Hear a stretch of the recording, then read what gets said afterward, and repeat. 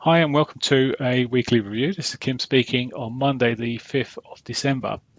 In this video, I just really wanted to obviously go through the usual analysis of where the price action and where the markets may be going this week and some potential targets.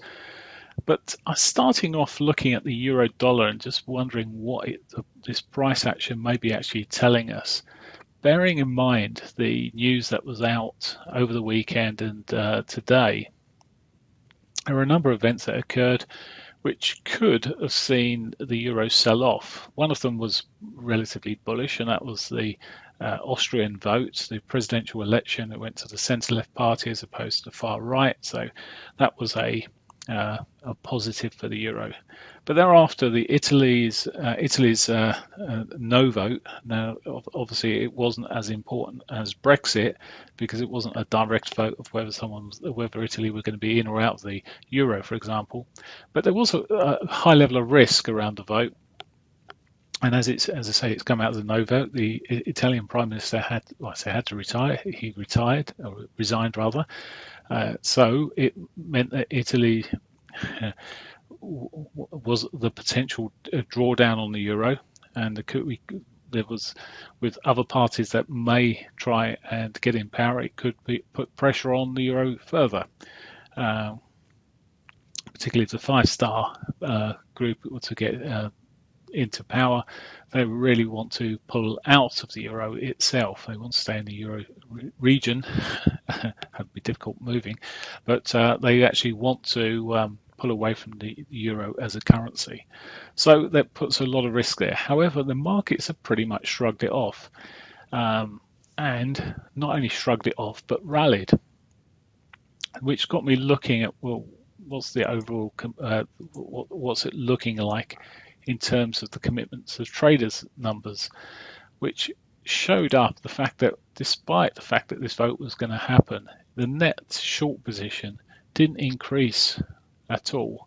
In fact, it's stayed pretty stable over the last 3 weeks there, the net short position. And with the price heading south, as you can see on this chart here, there's the price coming off to the south, going south there. The actual net short position by the commitment traders is pretty level there, and if anything, we get a divergence. Effectively, there's less short positions than there were 5 weeks ago. So let's get rid of that.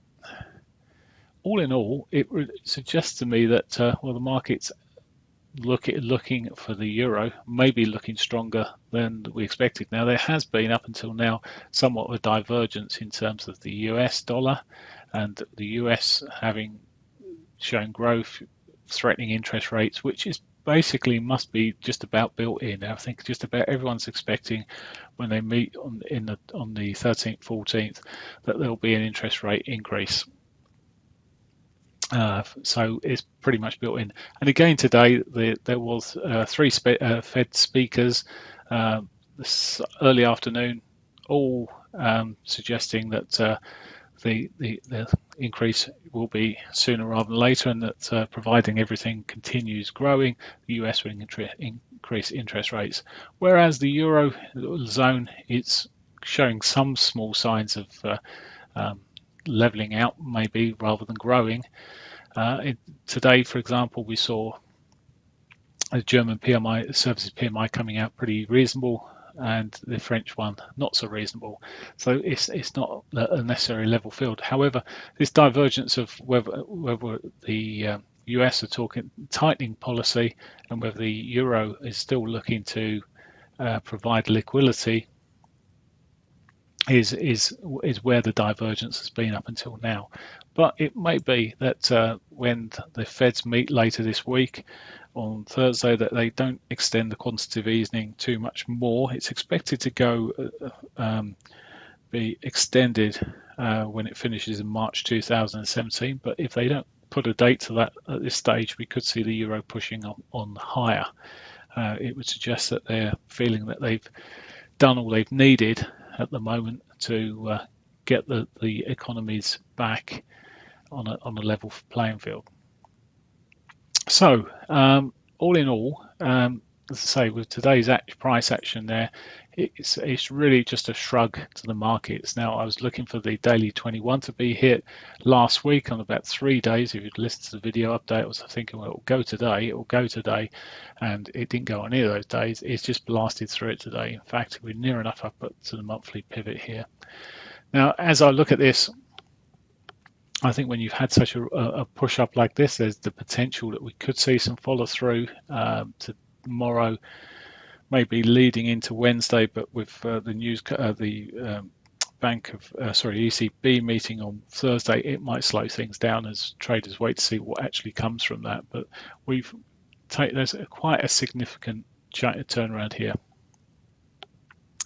The other factors that might meet and spoil the Euro's game, well, there's the European Council financial meeting tomorrow, which may create some volatility, but again, that may be positive as well. So, but I expect volatility tomorrow as the individuals speak, and there'll possibly at the end of the meeting be a summary that's released to the press. So, some news, as I say, that could be a bit more of a game changer, but already we're seeing it working towards this monthly pivot. If it was to break the monthly pivot, I'd become much more bullish on it, and would be looking for it to probably run it back towards its daily 50 and maybe onwards. So cable, let's have a look at cable and look at the weekly phase first, and we finally last week we managed to break out of its little wedge there, and again it's pushing up. I'm looking at this weekly 21 as a potential target. Initially it's pushed up, it's managed to push back up again, so coming just short of the weekly pivot just below it there, but it's at the moment looking like it may push up towards that daily 100 and beyond. In terms of any change of this direction, I mean, just the other thing it's doing is confirming higher lows here and just a new higher high, so short-term higher high, so already breaking November's highs. So looking bullish at the moment. To get bearish on it, I'd really need to see an extended trend line really from these lows here broken, or the daily 8 at least as an early signal, but at the moment it looks bullish. My favorite dollar yen. Now the dollar yen has been overbought for the last 3 weeks now. You see the RSI is extremely high there, streaming there as well over the 80 point, and so the dollar yen, it does look pretty bullish. However, it's coming back to the dailies, it's diverged as well. It really, for me, needs to close. If it can close below that daily 8, then I'm looking for the monthly pivot as an initial target. Would like to see it break below these lows here and start pushing down. As I say, the 21 monthly pivot becomes targets, and then maybe beyond that. But at the moment, it just needs to break from these levels. Every time it gets close to breaking its daily 8, it seems to have another little rally up there. But it would be, as I say, if it breaks it, I'm interested in it with that divergence that's sitting there as well. As I say, with that in mind, sorry, I should point out, I would like, if it does break those levels, I'd look for it to come right the way back to it eventually, maybe to that weekly 21 at, well, at the moment it's sitting at about 106.99. So, quite a way down here. I'm just looking here, maybe back that towards that just above the 200. So probably even a push back down towards that 50 area. Okay, Aussie dollar. Aussie dollars. A couple of weeks ago, it broke the wedge pattern there. Looked pretty weak. We got some news out Tuesday at 3:30, so tomorrow morning. Expected the Reserve Bank of Australia to hold interest rates. Things are slightly, some things are on the up, and it's a bit of an odd playing field. It's every time it seems to have a bit of a run, it sells off quite strongly again, and we've seen that time and time again. We saw it all through the last few months there. But at the moment, it's below its weekly pivot.